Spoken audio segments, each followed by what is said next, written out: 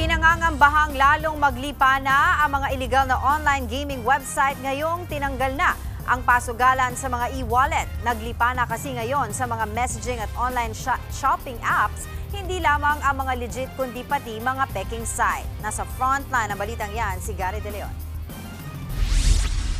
Wala na ang mga link ng online gambling site sa mga e-wallet gaya ng GCash at Maya, kasunod ng utos ng Bangko Sentral ng Pilipinas. Pero teka, lumipat naman daw sa ibang platform ang mga mananaya.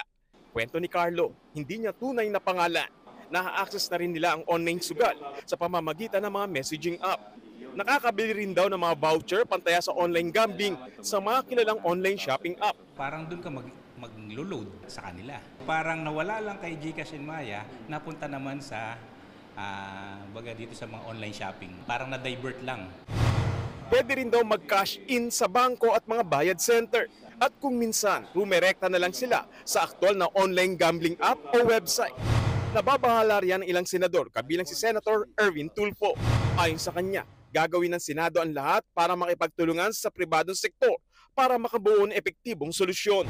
Nananawagan naman si Senator Win Gatchalian sa PAGCOR, DTI at DICT na agad utusan ng mga messaging app at e-commerce platforms na tanggalin ang mga link ng online gambling sites.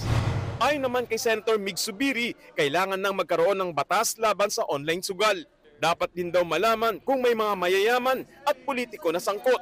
Kung may batas, bawal na lahat ng platform, Viber, WhatsApp, lahat ng mga Google platforms. Kailangan natin ng batas.